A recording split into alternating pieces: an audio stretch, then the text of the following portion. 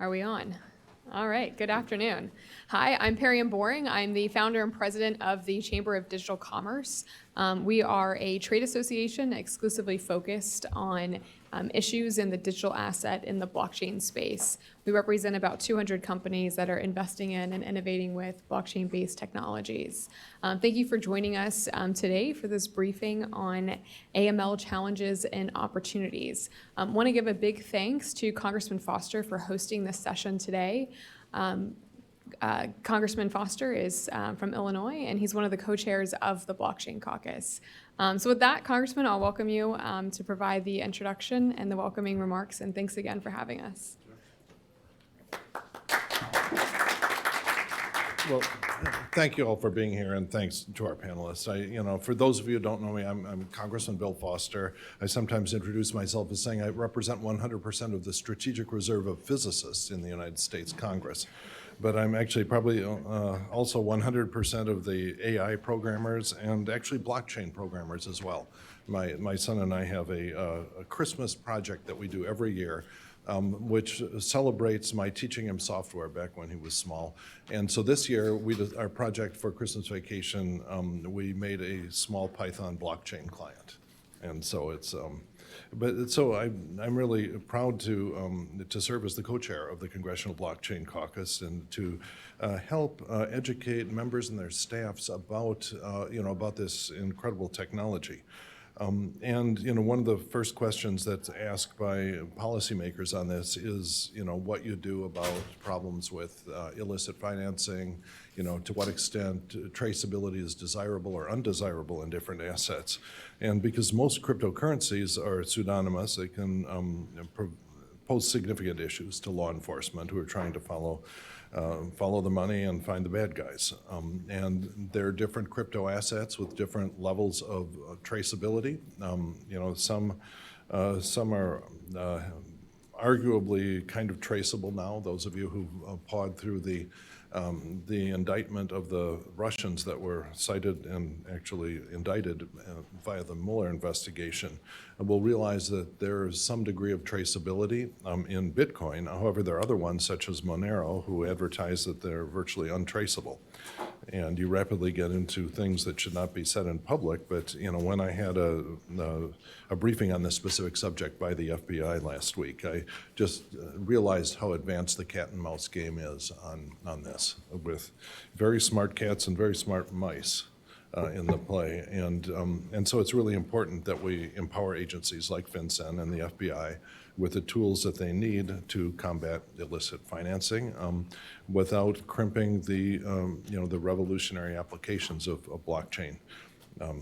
And so I really believe that the good actors in this industry have they have a vested and shared interest with the policymakers in making sure that the activities enabled by blockchain are the positive ones. And so I'm really excited to hear more today about how we can actually make that happen. So thank you all again, and look forward to the discussion.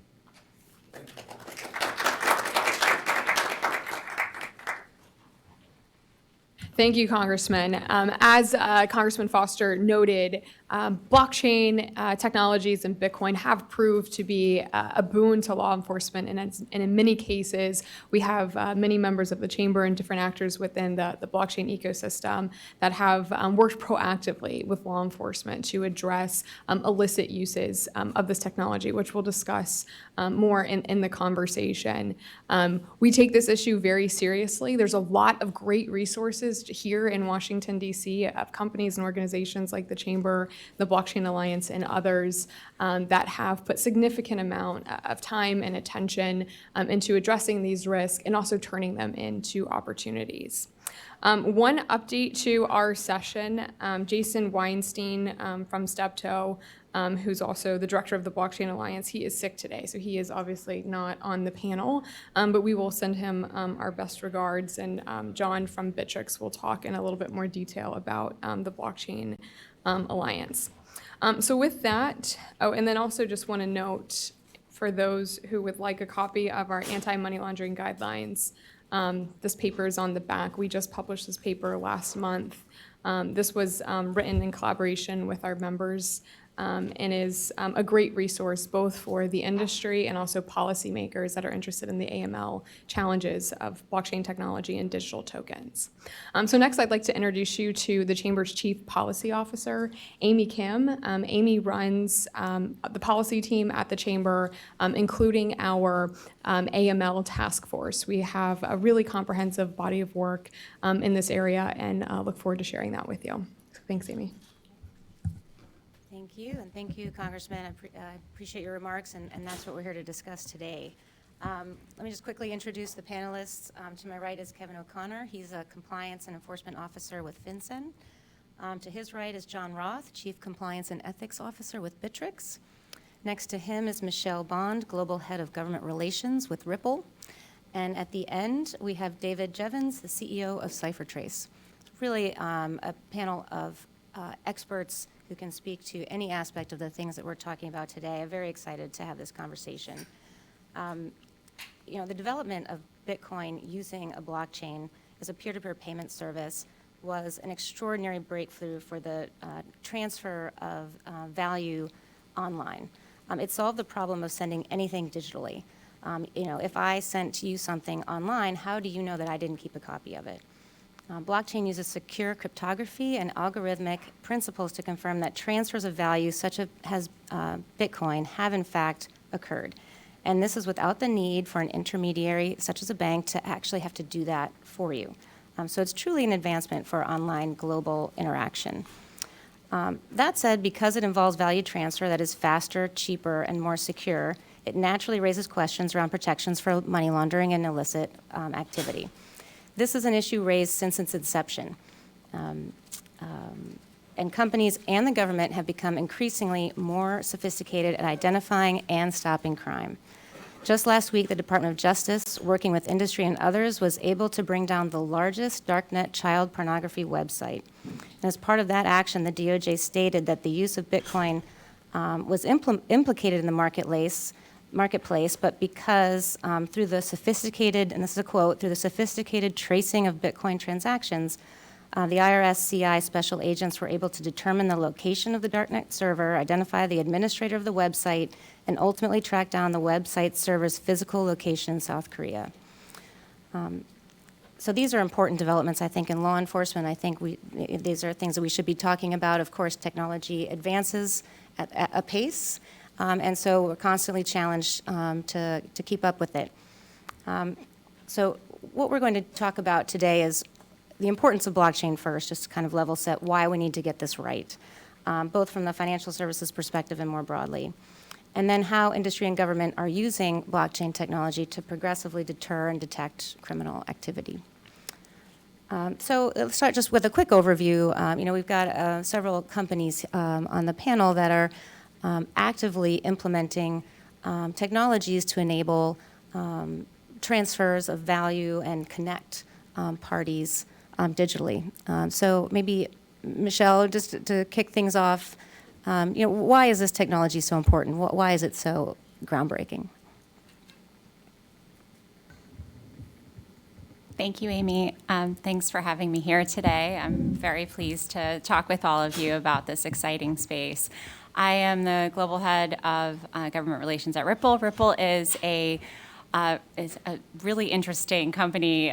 So we are in the blockchain space, as you know, and what we're doing is we've created a frictionless experience for customers to transfer value across borders. So basically, money can move across borders the same way you can access information like on the internet today. So that's basically our business proposition. The way that we do that is by using a digital asset. It's called XRP, and XRP is the third largest cryptocurrency after both Bitcoin and Ethereum. And essentially, it's more scalable, it's more efficient, it's more cost-effective, and it's really built for payments. And it enables a cross-border payment to occur within 30 seconds as opposed to 3 to 5 business days using other networks that are out there. So essentially, we've been operating in the regulated space since 2012. And we've engaged the governments worldwide. We're actually actively engaged with 50 different governments. And we're making sure to comply with all AML, BSA, CFT, and other requirements. Our company, I know that a lot of people have the misperception that blockchain is completely unregulated, et cetera. But not only are we directly regulated, we have a money services business license with FinCEN. We also hold a New York State Department of Financial Services BIT license. But we are not consumer-facing in any way. And that means that the entities that we partner with, particularly who use RippleNet, our global system for cross-border payments, those entities are all financial institutions that are regulated. So they're regulated banks and they're regulated payment providers that all have their own, AML, FinCEN requirements. So we very much operate within the regulated framework. As far as there's obviously all of the whole host of AML requirements, but I think it's also important to note that we also partner with exchanges that are also regulated as money services businesses registered with FinCEN. And then in addition to that, when a customer, so a financial institution, decides to onboard and use RippleNet and our liquidity solution, which is called on-demand liquidity, which is the software that essentially uses XRP, those customers, Ripple conducts its own due diligence of our customers to make sure that they're complying with their requirements, and we're also making sure that they sign up and they use a licensing agreement with us, to make sure that they're maintaining best practices. So. And maybe to that point, Michelle, I think it'd be great to level set a little bit about just the existing regulatory landscape that applies to companies like yours, but also others in this space. So maybe, Kevin, if I could maybe turn to you as far as, let's start with the federal side, because this is a dual, and you mentioned too, state and federal, maybe just a little bit about the federal laws that apply to exchangers and money transmission and that kind of thing. Yeah, I'd be happy to. Thank you, Amy. And thank you all for having me today.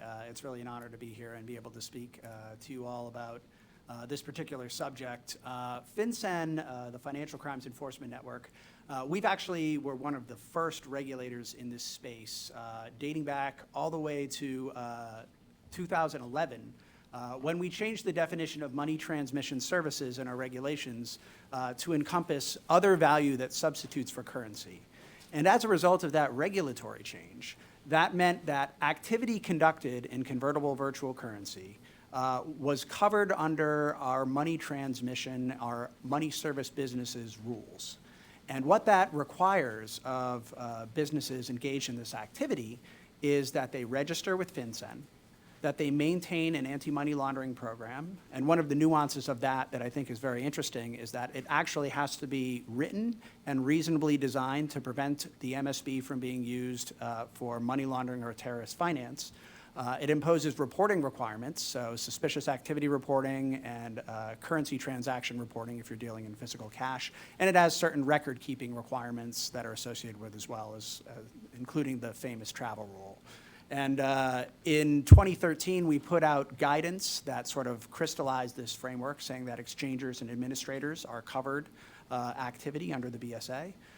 And we've subsequently put out a number of administrative rulings, enforcement actions, and most recently in May, another set of guidance to further expand upon the types of businesses that might be considered money service businesses under our framework.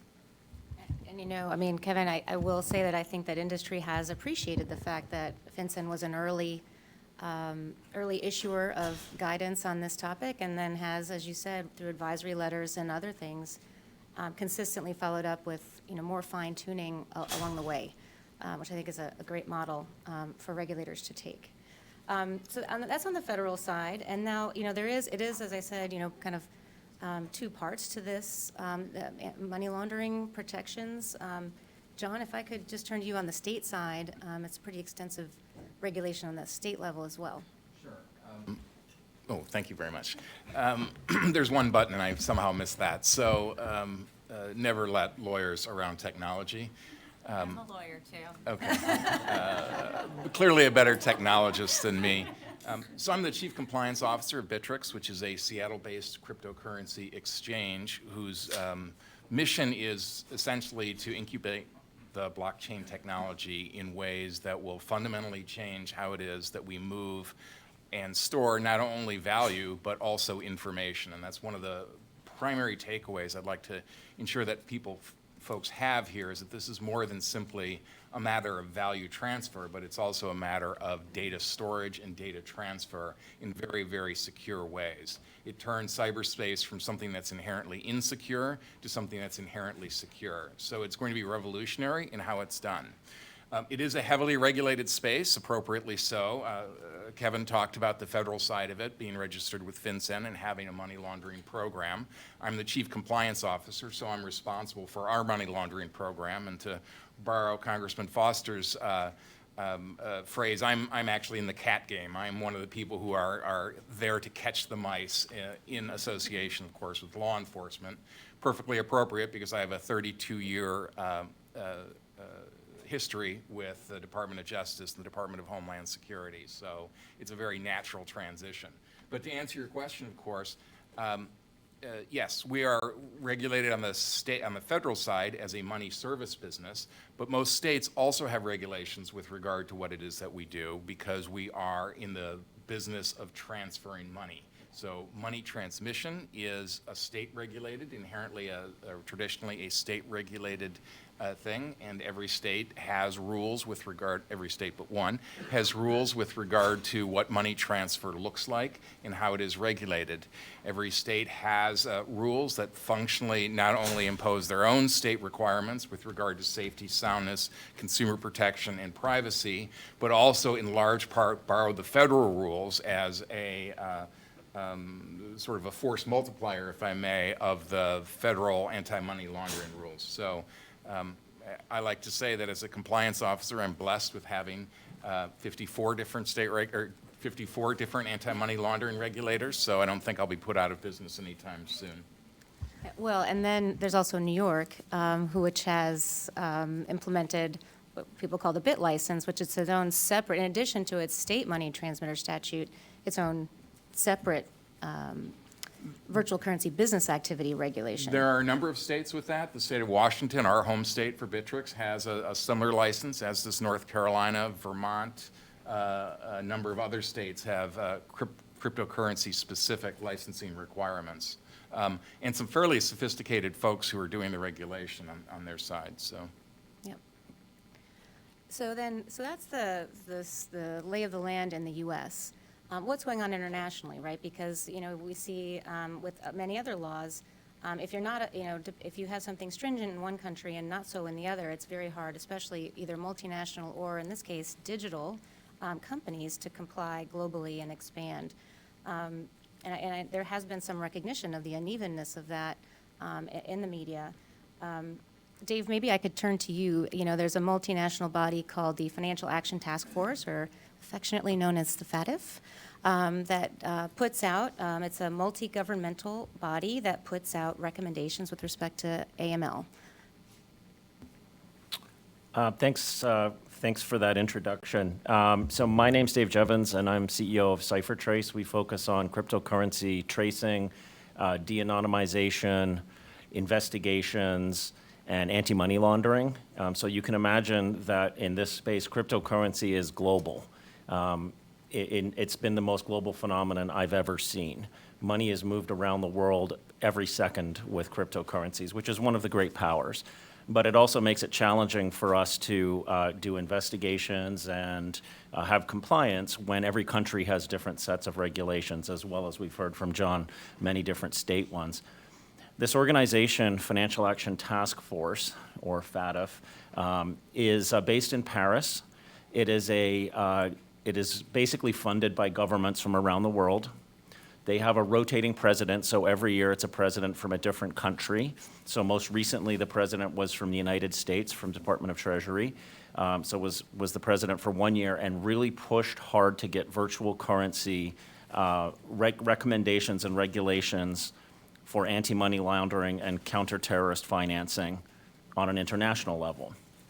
So those recommendations were published at the end of June of this year. It's a risk-based approach to regulating virtual currencies. Now, this recommendation is typically adopted within 12 to 18 months by all of the G20 nations as well as most of Europe. So it does have pretty broad global impact and will be effectively put into regulation in all of these countries, we anticipate sometime mid to late next year. What it does is it fundamentally changes the nature of cryptocurrencies. So as we heard from the Congressman earlier today, the cryptocurrencies have been anonymous or pseudonymous, and companies like CipherTrace and others specialize on trying to identify that to help in money laundering controls and financial investigations. What's happening with this rule is, and the major part of it is what we call the travel rule, is it makes cryptocurrency look more like banking. So in banking, when we send a wire transfer, we have to send not only the amount, but we send the name of the person and the account number of who's sending it, where they're sending it from. When it's sent to the other bank, that you also have to send the beneficiary name, who is receiving it. This allows both sides to perform scans on sanctioned entities, terrorists, known criminals, and block or freeze those funds or create governmental reports. So that's what's being implemented in this so-called travel rule that the FATF is pushing out and that we anticipate will be adopted by major countries by the middle of next year. So you can imagine this is a fundamental change because there are not 3 cryptocurrencies or 10 cryptocurrencies or 100 cryptocurrencies. There's probably 700 active ones and over 2,000 that exist. So changing 2,000 cryptocurrencies is going to be a massive challenge. So the industry is really struggling with this. There's a lot of different approaches. Japan is coming up with their own approach that is more government-driven. In the US, we're doing more of an industry approach, which is going to be consensus-driven. And so we're actually facilitating a conference in November in San Francisco to bring all these parties together just to focus on this one issue of international regulation.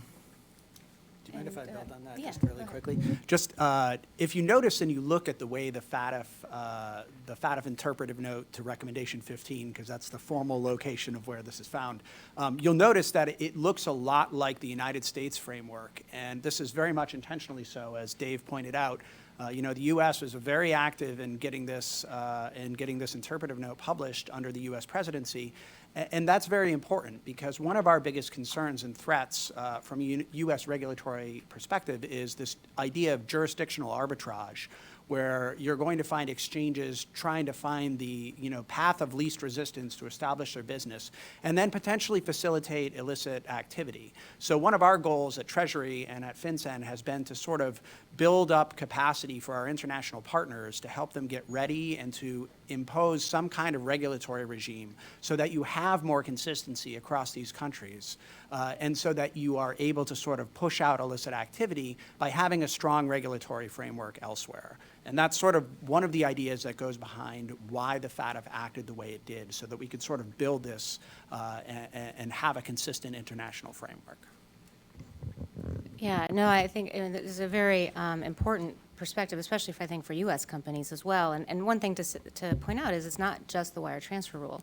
What the FATF did this summer was really map a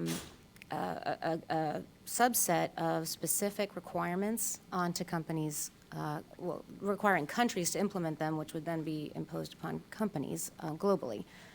So we're talking, know your customer, how to onboard people. It's more than just the wire transfer rule. There's a lot more that looks like, I think, to Dave's point, more kind of along the lines of traditional banking type expectations. So we'll see. If the FATF issued last week a statement saying that if a country is being examined now for its compliance with FATF principles, they will examine for their progress in this space as well. They also said some things about stable coins and other things, but that's My observation is that regulation without enforcement is useless. And I thought that their guide, that what they came out with in the last week around, how countries should be measured, and that's a good step towards building enforcement. I do think we're going to have to still be wary on countries that may say they adopt these regulations, may even write them in, but have zero enforcement. And some of those are European, as we all know. Well, we also like to see some guidance too before, enforcement is kind of a step of last resort, but of course, it may at some point be necessary. So I think that's, just kind of a lay of the land as far as we've got regulation in the U.S. at the state level, the federal level, internationally. There's been a lot going on in the last year, culminating with this summer's adoption of regulatory principles. So let's talk about how the industry is meeting these obligations. One way that it's been doing it is something called the Blockchain Alliance that the Chamber co-founded and has been active for 5 years now, I think, maybe four-ish years. So for some time, though, especially in this space, and, John, you've been a active participant. Can you share with us kind of what your experience has been, and then I can also kind of share what we've been doing? Sure. So it's really been an amazing thing to see. I was sort of a latecomer. I've only been in this business for about 2 years, but the Blockchain Alliance started really early on in the cryptocurrency industry with this idea that there needed to be a partnership between industry and law enforcement to sort of tackle some of the unique issues that cryptocurrency has with regard to, for example, tracing and anti-money laundering issues. And what we've found, of course, is that like the movement of traditional money, there's always a fingerprint, some sort of digital fingerprint that allows law enforcement to take a look at the actions of criminal movement of money. And what we found actually is that the digital currency has even more fingerprints than traditional currency has. This idea that blockchain is really pseudo-anonymous is not actually true. And as was mentioned earlier in this presentation, there was a child exploitation takedown last week that was just massive in scope. And the reason it was massive in scope is because the law enforcement now understands how it is that you can trace the digital fingerprint of criminal actors who want to get paid for their services or who pay for illegal services.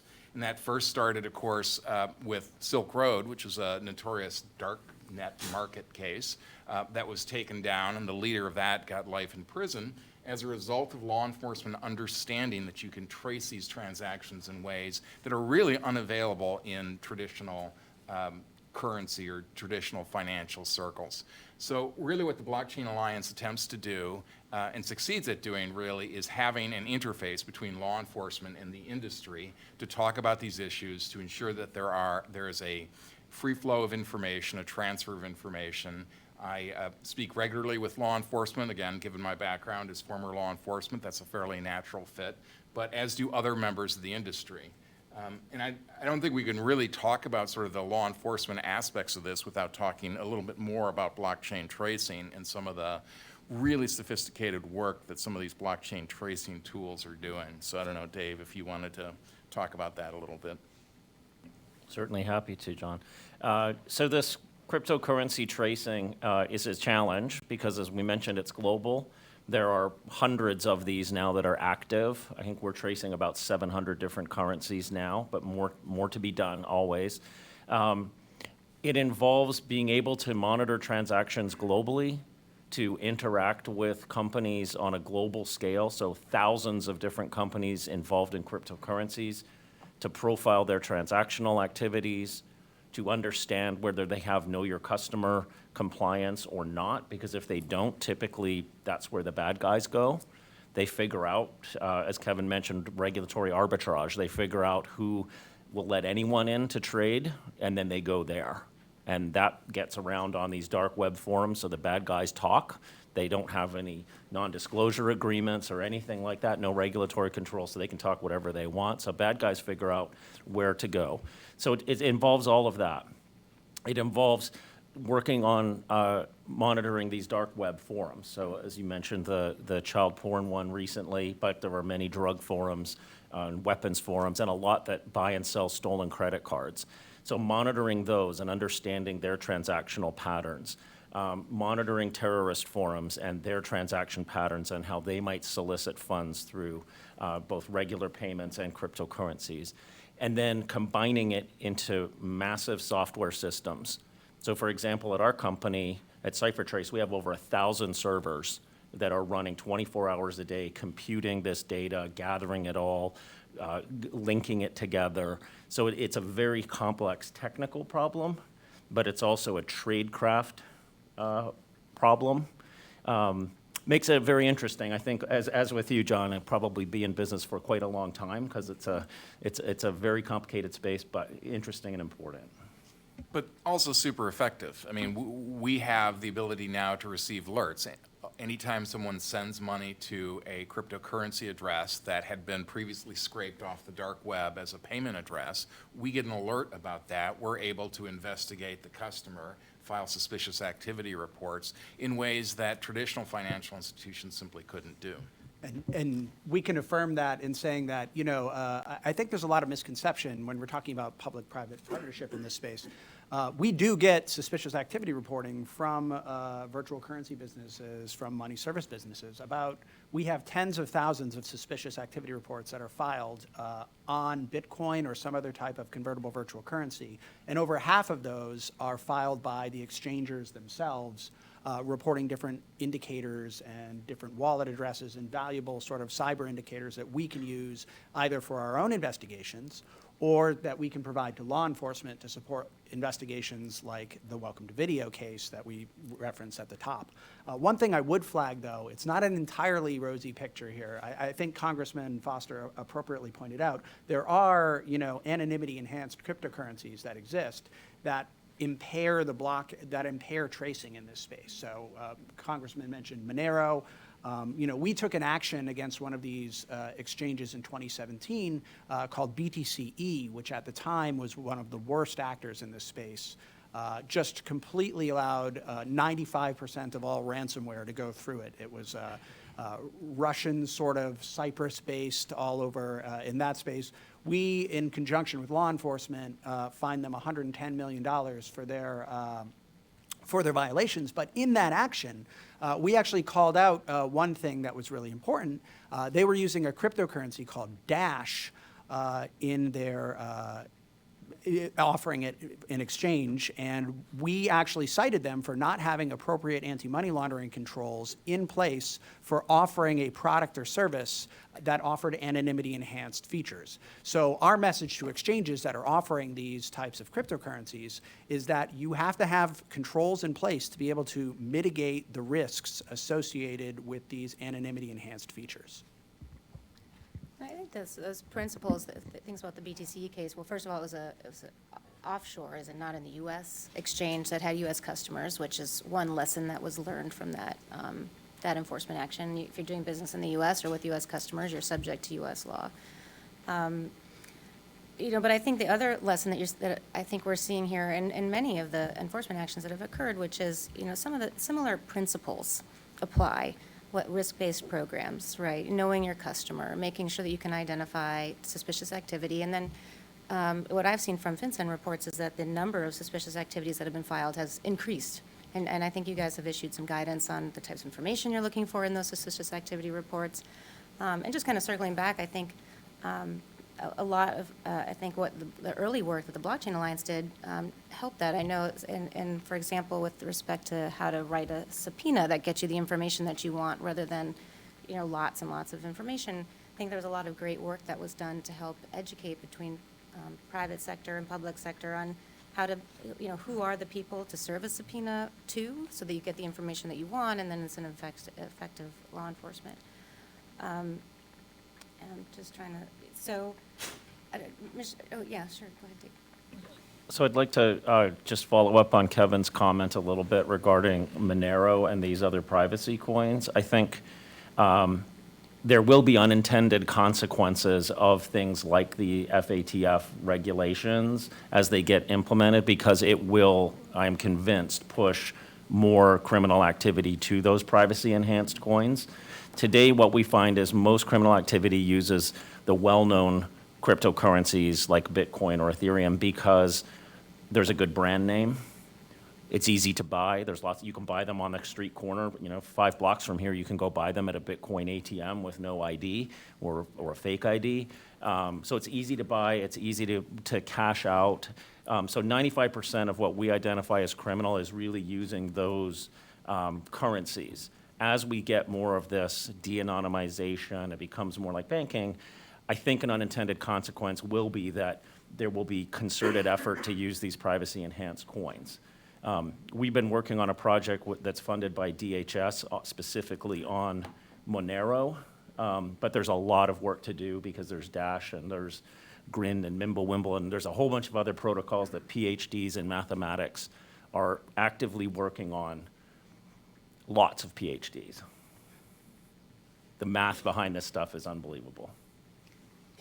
So it's interesting, I mean, as I think privacy coins do address a very specific, in some cases, a very specific issue, which is just user privacy. You don't want people to know how much you get paid or how much you pay for your utility bill or where your kids go to camp or, those things I think typically aren't something that you broadcast publicly, but your bank may have that information and it can be subpoenaed. So I think those are some of the tensions with the privacy coins in part. So, Michelle, I don't know if you want to just talk a little bit too, I know everybody else has, just about how, the technological enhancements have improved the ability to track and trace and how that can be adopted into a compliance program.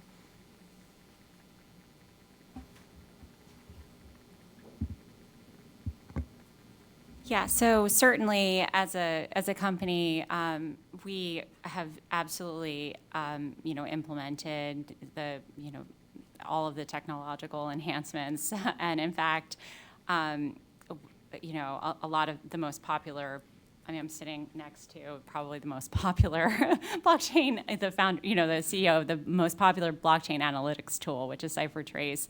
But there are certainly others out there as well, CoinFirm, Chainalysis, Liptic, and they're all really, focused on this area. As a company, this is something that we really monitor.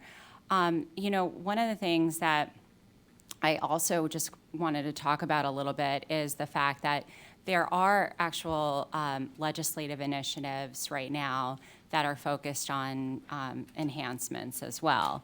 And I want to say, first of all, thank you to a lot of the members of Congress that have been really leaning in on these issues. I think it's much needed in this space. Thank you to Congressman Foster, Demi, thank you, Senator Cotton and Kyle, thank you. So certainly a lot of the legislation is that I'm sure most of you have heard about is very focused on the classification of digital assets. And I think that's needed, and I think that's great, and that's wonderful because there are a lot of questions about classification. So we welcome, seeing legislation that's pending, for example, like the Token Taxonomy Act. But at the same time, I think there has been a lot of legislative activity in the AML space as well.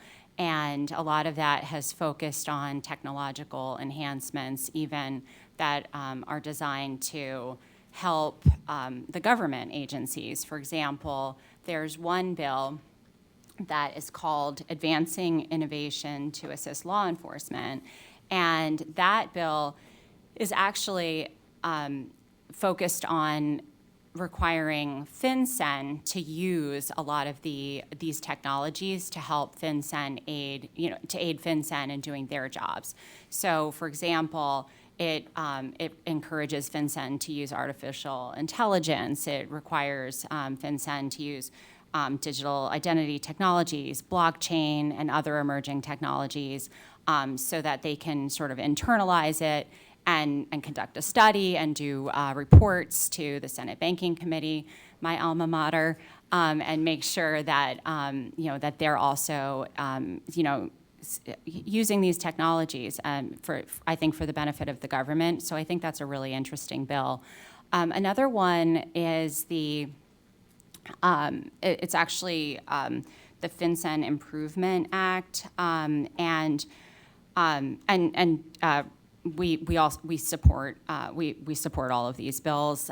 So the FinCEN Improvement Act is actually it requires FinCEN to coordinate closely with the foreign regulatory authorities and foreign financial intelligence units as well, to make sure that FinCEN is aligned with them. So we think that's also a really good idea. I'm looking at Kevin. I'm going to let him comment on all of this when I'm done, because he may have different thoughts. But certainly from an industry perspective, we're very much in support and in favor. And then the last I think, interesting sort of bill that's in the AML space is actually a Department of Homeland Security bill. And that one is much more focused on individuals and individuals to basically to study whether, for the DHS, to study whether individuals are using blockchain and digital currencies for terrorism and other illicit activity. So that's another interesting bill. That one has passed the House and is awaiting Senate consideration. So that's I would say, like, there are different initiatives that are floating around on the Hill, which I think is really encouraging in this space. Kevin, I don't know if you want to talk about them at all, but. I'm not necessarily in a position to advocate for a particular piece of legislation, but what I can say is, the spirit of a lot of the things you talk about are a lot of what FinCEN is actually working on right now, or projects in which we're engaged. So obviously, as the United States Financial Intelligence Unit, one of the critical roles we play is our engagement with foreign financial intelligence units, especially in this space where we have the opportunity to help them build their capacity to do the types of investigations that we do at FinCEN and that we do domestically. So that's always going to be a priority for us. In terms of our technology and how we use our database, artificial intelligence and machine learning and those kinds of concepts are absolutely things that are at the foremost of our minds at how we can better use the data that we have to identify illicit activity and stop bad guys. That's always going to be at the forefront of what we're looking at that. So obviously, the spirit of that, we're right there, and those are things that we're actively working on. And just to round out what Michelle was saying, right now, there's 34 blockchain-related bills percolating in Congress. There's been a lot of activity around blockchain in particular. 16 of those are anti-money laundering related, and then 13 of those call for some sort of study into the potential for illicit activity, which is actually down from last year. I think last year we were tracking of upwards of 27, calling for a study, which may be too many studies. I feel like one or two good studies might do the trick, but. And actually in the NDAA that Michelle was mentioning, there's a section in there calling on the military, the Department of Defense, to conduct a study on the military applications for blockchain technology. So lots of interesting, and I think proactive legislation out there that is, like you said, it's encouraging to see support there. Now going back, Kevin, what you were saying, just to, maybe, I think blockchain time, I'm not quite clear on it, but last week, was it that FinCEN, the SEC, and the CFTC issued joint guidance just on the application of Bank Secrecy Act generally to industry? I don't know if you want to give maybe just a few comments on that. Yeah, thank you for pointing that out. So I mentioned at the outset, sort of one of the big issues that we faced was this idea of jurisdictional arbitrage and companies moving abroad and trying to find weak spots.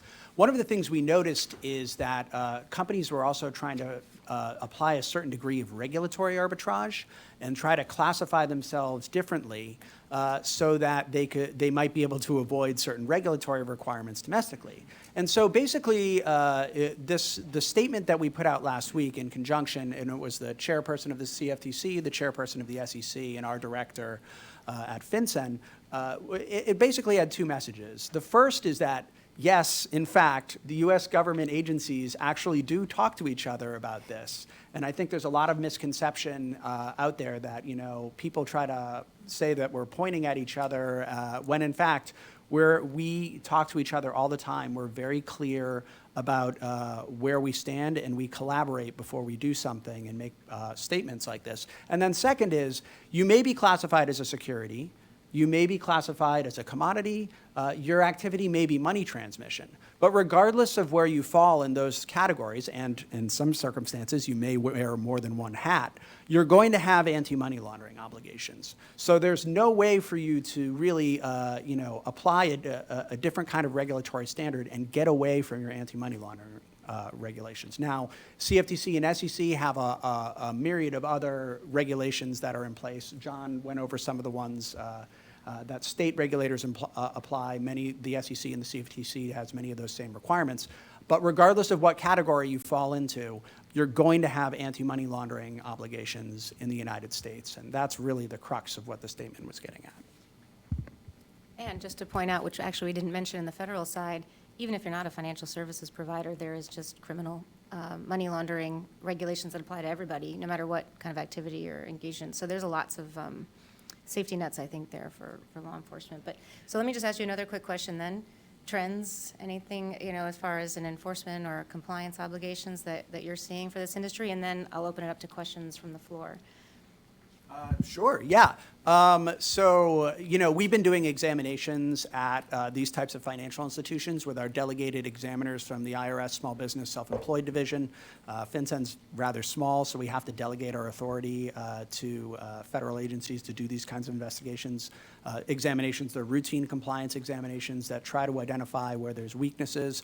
Some of the things that we identified are things that we've already talked about. So one of our biggest hurdles we see are people not putting the appropriate controls on the products and services they're offering. So exchanges that offer Monero that can't answer the question of who is the person on the other end of that Monero transaction.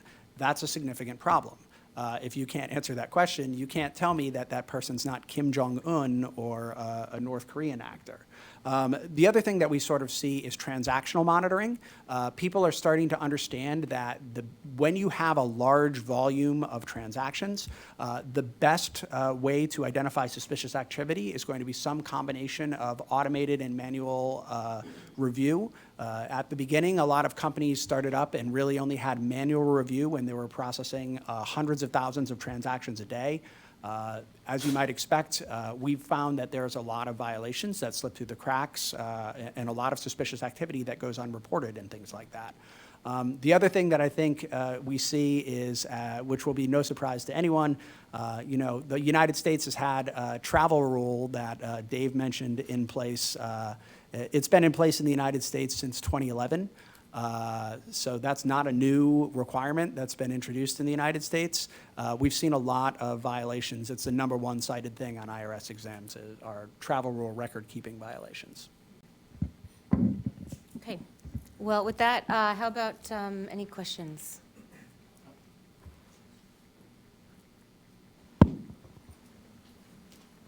Thank you, Congressman Foster here. Could you say a little bit about how, with the FATF travel rule and just generally, how people are handling the issue of securely identifying the actual participants in a legally traceable way? Because, obviously you give up on that if you have a pseudonymous currency, unless someone, in order to participate in your network. I guess at the other end of the spectrum, you have Michelle's operation where you have no anonymous transactions on your network. Every one of them is legally traceable, as a corporation, as a regulated corporation. And so how do you handle it? This is an issue not only for just moving money, but also for trading. I know that the CFTC and other trading regulators are very worried about things like what they call wash trades, where you go and you buy a bunch of stuff from yourself under fake names to establish a fake price for that commodity. And this is an ancient problem in fraudulent trading activities and securities and so on. And so how is that handled, and where are we going to have to go to get it to handle the problem of securely authenticating people? So I'll take a whack at that. The first line of defense, of course, is customer identification. Having a solid customer identification program that allows for you to understand who your customer is. And basically all of the U.S. exchanges are pretty much similar to that way. They authenticate identification where obviously remote service, so people can't come to a brick and mortar store. But there are technological solutions to that, including validating the ID through sort of non-physical means, capturing an image of the government issued ID, doing facial recognition, those kinds of things to ensure that we actually understand who our customer is. Of course, if my competitor, let's say Coinbase, does the same thing, then any transaction which is traceable on the blockchain, on the public blockchain, will be easily identifiable by law enforcement. In other words, I send a transfer on behalf of a customer to somebody at Coinbase or to a Coinbase address. Law enforcement understands that exists because they have blockchain tracing tools that allow it, understands that Bittrex has full customer identification, Coinbase has full customer identification, and then they can sort of complete or investigate the transaction that way. What we are missing, which is basically a historical accident as to how the blockchain grew up, is that it simply transfers value. It does not transfer identity at the same time. So one of the technological things that we're wrestling with, quite frankly, is how is it that we would do what banks do. Banks have SWIFT. They have been around for hundreds of years. They have international organizations that are able to do the kinds of governance and data security issues to ensure that when you send a wire transfer, for example, it goes to SWIFT as well, so the data itself, the information, identity information, moves at the same time. We're still wrestling with that, quite frankly, and but we're making good progress on it because we have a lot of smart minds on it, and hopefully we'll have a solution prior to, we'll have a solution to it, yeah. So I think on the, as John mentioned, the customer identification is key. Now, this thing about who you're sending it to or receiving it from is the next problem. That's going to be the subject of the Travel Rule Conference in November in San Francisco. There's a number of proposals for that, to do it securely, to identify the counterparty, meaning the organization that you're sending or receiving money to or from. It does require identification of the organizations as well. So it's not just customer identification, it's verification, identification of organizations, their true domicile, what regulatory regime do they fall under, do they actually do KYC, or can you use a cheesy fake ID to get in?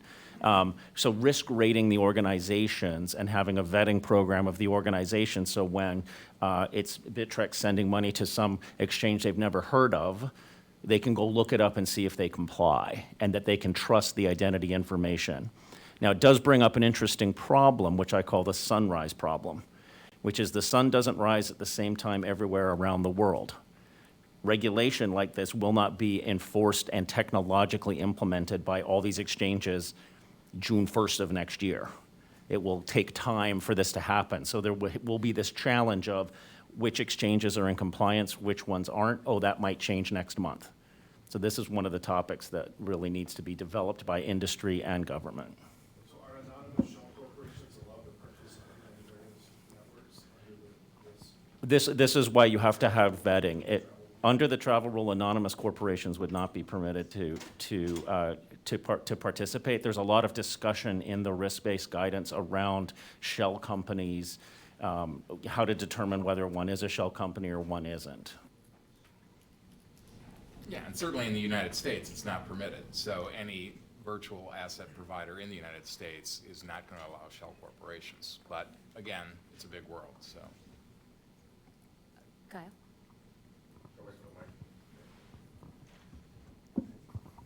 As we sit here today, is the United States the single best place for companies like Ripple or anybody in the digital asset space? Absolutely. No. No. I would say no. I've met with about 15 ballpark for-profit companies. I've asked all 15, or however many it was, strictly business-wise, would you be better off outside the United States? commonly you hear Singapore, Luxembourg, Switzerland. These are not rogue states. It's the Gates test. Open up the gates, see which way they go. Nobody in Miami ever got in a raft to get to Cuba. So why do we hear all the time that they'd be better off in places like Singapore or Switzerland? I'll tell you why I disagree with that statement. And that's because the FATF rules that just went into place are what you're going to see more broadly adopted around the world. That is the standard by which all of these companies are going to have to hold themselves. They're not going to be able to select a place with weaker AML regulations anymore. So the companies that have already established themselves in the United States that are already complying with these rules are putting themselves in a strategically advantageous position because they're going to be the ones that are already in compliance when all of these foreign companies are trying to struggle to come up to speed or are going to keep trying to hop away until hold out as long as they can. And just remember, if they're doing business with United States persons, I don't care where they're located, they have U.S. anti-money laundering obligations, and if they're not following them, we're going to hold them accountable to that. And Kevin, so I agree with you, and I think FinCEN has really been a leader in this space. The issue that we're seeing as a company is that I think the broader crypto asset framework in the United States does not work. And what I'm talking about is really related, I think, to the classification of digital assets. So there's a lot of questioning about, whether something is a security. The SEC issued guidance in April that talks, it's basically an investment contract analysis under the Howey test. And I think there are 38 factors. Basically, the four-factor test has been expanded to 38 factors. So there has been some regulatory, confusion. And I think there is really a lot of clarity is really needed. I think it's very interesting because Commissioner Peirce, SEC Commissioner Peirce, in referring to that April guidance, she called it, a Jackson Pollock painting approach. So I think that confusion has been very difficult for the industry. While, we understand and we appreciate that the SEC is trying to issue guidance, it's been difficult. I do think the CFTC, under Chairman Heath Tarbert's leadership, has been great. We've been very encouraged to see that he's really, highlighting and raising the importance of, regulation and in this space, and continuing with former Chairman Chris Giancarlo's initiatives. And just, Michelle, and to kind of follow on your question, too, because I don't think your question, when I've heard this discussed, it's not necessarily specific to AML or FinCEN or any kind of criticism there. It's broader to what Michelle is saying, which is every agency in the United States is figuring out how do we regulate this. And those are important conversations that must take place, and if needed, enforcement action should happen. But what we're not talking about here in the U.S. is how to promote this industry and this technology and the benefits of it. How this technology benefits law enforcement, how it benefits businesses, how it helps consumers interact in a digital age. All of these things are not as focused at leadership levels as they should be, and as other countries are. Like you said, Singapore, Canada, Japan. UK, they're all getting it right, exactly. Yeah. And it's like, come on, US, we can do this. So, Amy, Michelle, your answer was no. As we sit here today, is the United States the single most attractive place? Your answer is no, too, right? The single best. Yeah, I don't think that the U.S. is as accommodating as other countries. They're enforcing and not enforcing, they're encouraging companies to come and giving them proactive environments to engage in. I've heard people who write regulations think that we are the best. I've never heard anybody who has to comply with regulations think we're the best. There's a reason why companies have moved from the United States to Switzerland.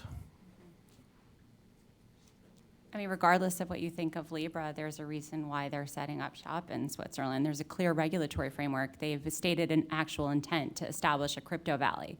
FINMA is a real regulator. This is not regulatory arbitrage. It's just that it's clear and they're friendly. And they don't have the federalism concerns that we have. And the idea that you have 50 different state regulators as well as several regulators within the federal government is one that's quite difficult if you're attempting to enforce innovation, because at some point it's going to be the lowest common denominator.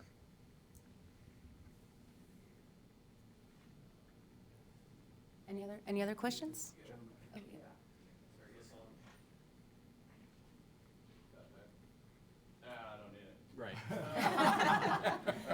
Small room. Thank y'all for the presentation today. So we talked earlier about mathematicians, scientists. We got a lot of them on it. Quantum computing.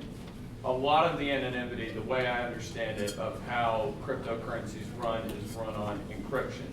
And quantum computing does potentially propose doing away with it as we know it, making it impossible to stay anonymous. No, you said, so tell me, how am I to understand when we get there? Because it will just be a matter of when we master quantum computing and make it to where you could run a back channel on encryption and know where where something came from.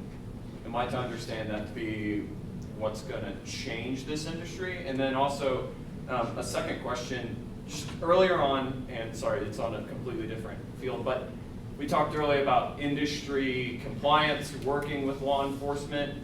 Just broad scope, I understand this industry to come from a place of very strong libertarianism, like we don't want the government at all near us. So how am I to understand that this industry will always be cooperative with government when it's very much born out of this idea that like we are separate and apart? I don't want the government near me. Thank y'all again for the presentation today. I'll take the first one.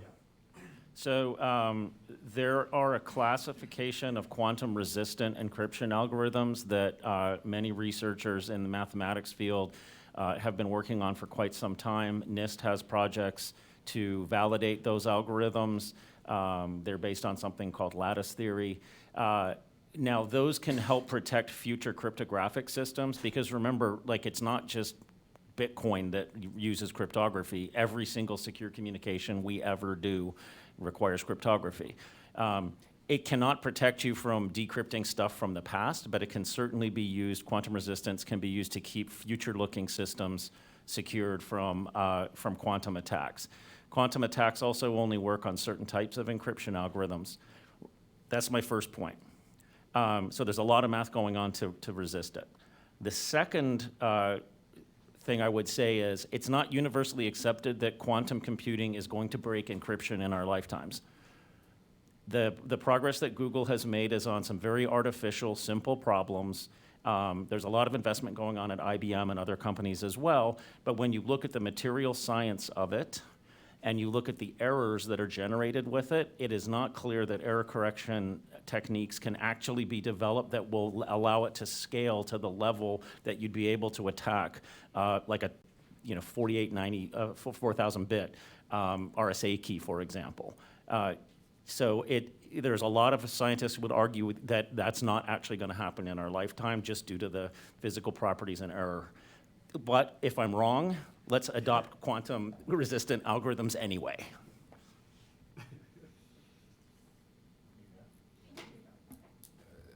Look, at least in the United States, there were early adopters, I would agree, that were sort of anti-government in nature. But this is a mature industry within the United States. It understands that it is part of the financial industry. It is regulated as financial institutions.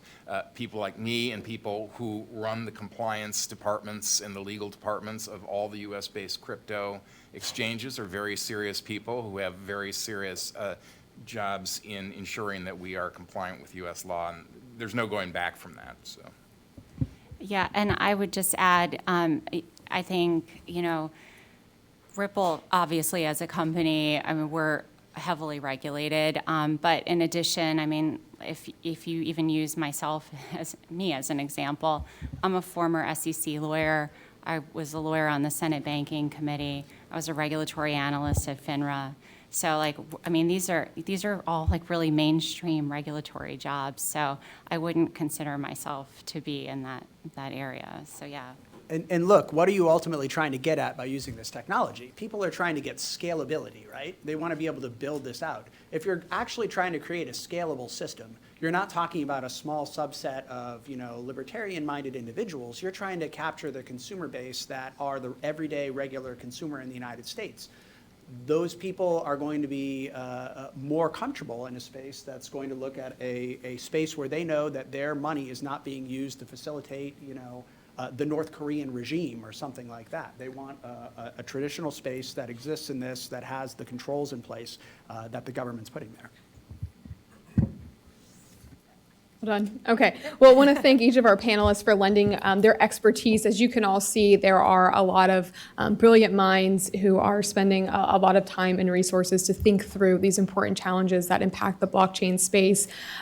Kevin, thank you for letting us beat you up a little bit. I think in all fairness, some of the critical comments were actually outside of FinCEN's jurisdiction, just to highlight that, but we really appreciate being able to have that open dialogue with you and FinCEN. That's really important to being able to find solutions.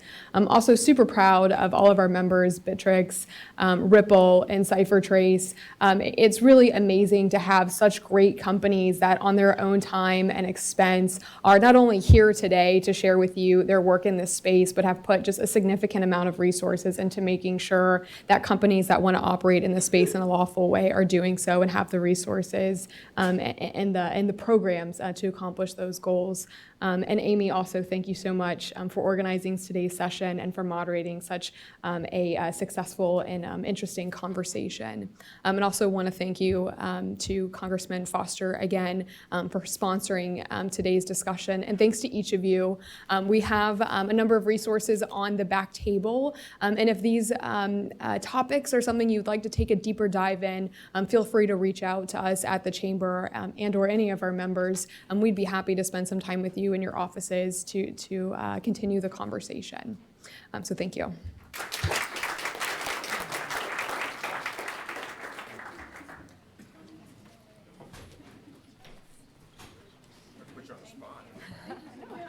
It's the question that we've talked about many times.